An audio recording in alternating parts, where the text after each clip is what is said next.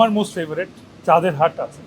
চাঁদের হাট হচ্ছে গিয়ে লাস্ট ইয়ারের one of the most hit কাজ, গরু অ্যান্ড কোরবানির। ওইটারও পার্ট 2 এবার আসছে, আশা করি সবাই দেখবেন। It's a very big support, obviously it's something we appreciate a lot. যেটা সজল ভাইকে অবশ্যই অনেক ধন্যবাদ দিতে হয়। উনি যখন একটা কথা বললেন যে আপনারা ভালো গল্প নিয়ে আসেন, বাজেট নিয়ে ফেরত যেতে হবে না, এটা যে কত বড় একটা কথা।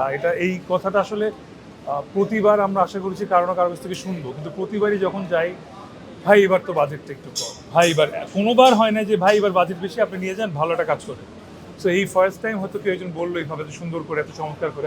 আশা করি ওনার মুখের কথা উনি রাখতে পারবেন। তো এটাই আর কি। সবাই দোয়া করবেন যাতে এভাবে করে নাটক এগিয়ে যায়, নাটক ইন্ডাস্ট্রি এগিয়ে যায়। দিনের বেলা হয়তো একটু ব্যস্ত থাকতাম, তো এফএমটা শুনে তো রাতের বেলা, আর রাতের বেলা একটাই বুকের মতো সব চ্যানেলে ঘুরে ফিরে ভূত রিলেটেড আর কি। সো ওই ভূত এফএমটাই শোনা হয়তো কম বেশি। প্লাস আমি নিজেও একটু প্যারানর্মাল অ্যাক্টিভিটিতে বিশ্বাস করি বা এক্সপিরিয়েন্স করতে মজা পাই। এক প্রকার 7 দিন টানা একটা বাংলোতে ছিলাম। সো ওখানে কত রকম ভয়ানক মুহূর্ত ফেস করতে হয়েছে 7 দিন টানা। প্রতিদিন নতুনভাবে ক্রিয়েটিভ হইতে ভূত আসতো আমার কাছে, ভয় দেখাতো, আমি ভয় পেতাম।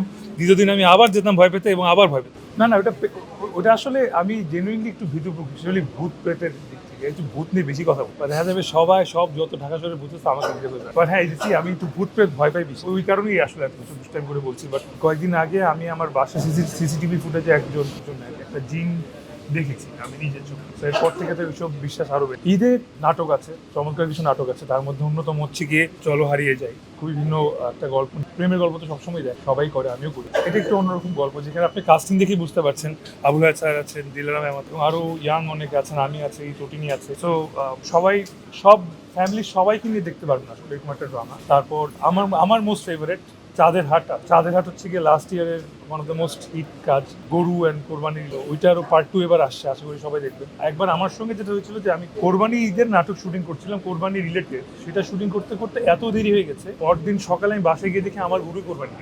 এটা আসলে স্যাড না ফানি আমি জানি, বাট জিনিসটা আসলে এরকম যে আসলে আমরা একটু আগে টাইমিং নিয়ে কথা হতো, আমাদের এখানে আসলে কাজ করতে গেলে আমরা ঘড়ির কাঁটা খেয়াল রাখি। তো আমাদের এরকম আছে, দিনের পর দিন রাতের পর শুটিং চলছে, যে এমন হচ্ছে যে চাঁদ রাত পেরিয়ে ঈদের দিন সকাল হয়ে নামাজে বার হয়েছে, তাও শুটিং চলছে। আশা করি এবার ওরকমটা হবে। এটার শুটিং এর একটা মুহূর্ত যদি বলি, বারবার মনে আসে, সেটা হচ্ছে চাকা পাংচার।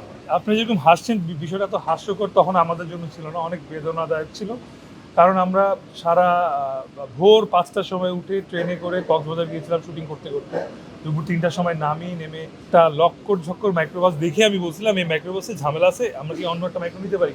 তো ডিরেক্টর বলো, না ভাই মাইক্রো এটাতে যেতে হবে। তো এই মাইক্রোতে আমি, তটিনী, আবুল হায়াত স্যার, দিলার, তেমন যত কাস্টিং যারা আছেন, সিনিয়র ব্যক্তি যারা আছে, সবাই মিলে উঠলাম। কিছু দূর যাওয়ার পরে চাকা করে হাওয়া চলে, এবং ওখানে মোটামুটি 3 থেকে 4 ঘন্টা এই বয়স্ক মানুষদের নিয়ে রাস্তায় ওয়েট করা লাগলো আমাদের। এবং আমি ওদেরকে বললাম যে এই মাইক্রো সামনে আবার ভোগা হয়, বাবা দেখি। আমার কথা কেউ শোনে নাই। 4 দিন পরে ঠিক এই মাইক্রো আবার আরেকটা নির্জন পাহাড়ের উপরে একইভাবে ওই একই চাকা আবার হাওয়া চলে যায়, এবং একইভাবে আমাদের আবার 5 থেকে 6 ঘন্টা বসে। বিষয়টা এখনো হাস্যকর মনে হলে, তখন আসলে সাথে মুরব্বী মানুষ ছিল, ওনাদের জন্য এতক্ষণ একটা মাইক্রোতে ওয়েট করা অনেক কষ্টকর। কষ্টটা আসলে সবাই একসঙ্গে পারবে। আমি না আসলে জিনিসটা, আমি নিজে টাইম নিয়ে এত বেশি কনসার্ন থাকি যে আমি মাঝে মাঝে আমার কোয়ার্টিসদের উপর আমি চটে যাই যে তোমরা লেট করছো। বাট দিন শেষে একটা পয়েন্টে বুঝলাম যে আসলে শুধু আমি একা পাংচুয়াল, বাকি সবাই পাংচুয়াল না, বা বিষয়টা ওদিকে না দেখে, আচ্ছা ঠিক আছে, কাজটা হতে হবে। আর আমরা একটা ক্রিয়েটিভ জোনে কাজ করি, এখানে কেউ মন খারাপ নিয়ে বা মুড খারাপ নিয়ে কাজ শুরু করলে কাজের উপর ভয়ানক ক্ষতি হয়। তো ওই জায়গা থেকে এই জিনিসটা নিয়ে আমি আসলে মন খারাপ করা বা মুড খারাপ করা বন্ধ করে দিয়েছি। যখন শুরু হয় তখন হবে।